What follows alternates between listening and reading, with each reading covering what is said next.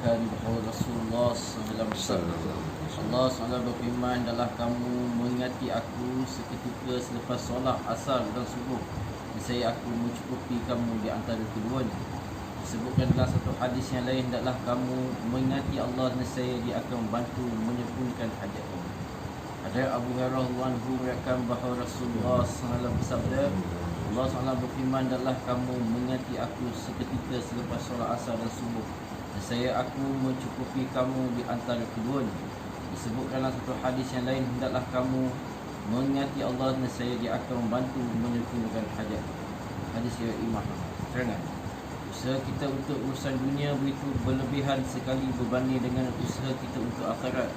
Jadi apalah yang merugikan kalau kita melapangkan sedikit masa untuk mengingati Allah SWT lepas solat subuh dan asar. Kelebihan zikrullah pada kedua waktu tersebut banyak diterangkan dalam hadis.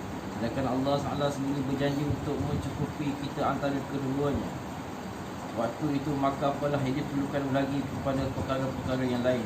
Adalah diriwayatkan dalam satu hadis bahawa Rasulullah SAW bersabda, "Saya lebih suka duduk bersama mereka yang sibuk dengan berzikrullah lepas solat subuh sehingga terbit matahari daripada memerdekakan 4 orang hamba Arab.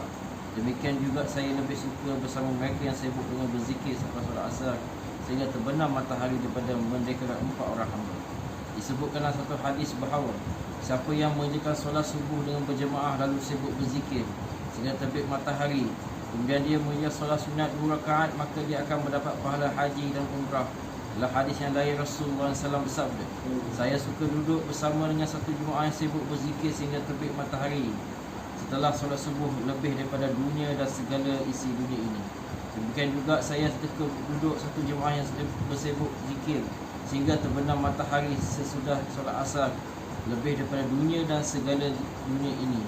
Oleh kerana sebab-sebab inilah wirid dan zikir selepas solat subuh sudah menjadi kebiasaan umum.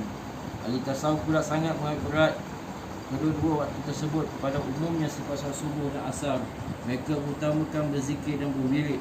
Para ahli fiqh juga berat tentang berzikir, terutama selepas solat subuh.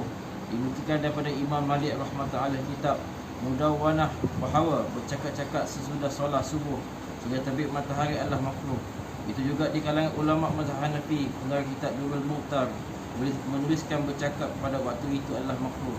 Diriwayatkan dalam satu hadis bahawa siapa yang baca kalimat ini di bawah ini 10 kali, saya mengerjakan solat subuh tanpa mengubah tempat duduknya, tanpa berjarak apapun, maka ditulis baginya 10 kebajikan, dimaafkan 10 kejahatan, dinaikkan baginya 10 darjat di dalam syurga, dan dia dipelihara sepanjang hari daripada godaan syaitan serta daripada perbuatan yang buruk.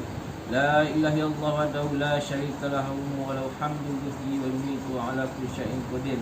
Tiada Tuhan yang berhak disembah melainkan Allah, Dia yang Maha Esa, tidak sekutu baginya. Dialah yang memiliki seluruh kerajaan dunia dan akhirat, dan baginya lah segala pujian. Dialah yang menghidupkan dan Dialah yang mematikan, dan Dia berkuasa segala sesuatu. Terdapat dalam sebuah hadis, siapa yang baca istighfar berikut, "Astaghfirullahaladzim la ilaha illa wal hayyul qayyum wa atubu ilaih," sebanyak 3 kali selepas solat subuh dan asar, maka dosa-dosanya diampunkan walaupun sebanyak buih di lautan. InsyaAllah InsyaAllah. akan dapat sampai di surah. Semoga Allah. Alhamdulillah.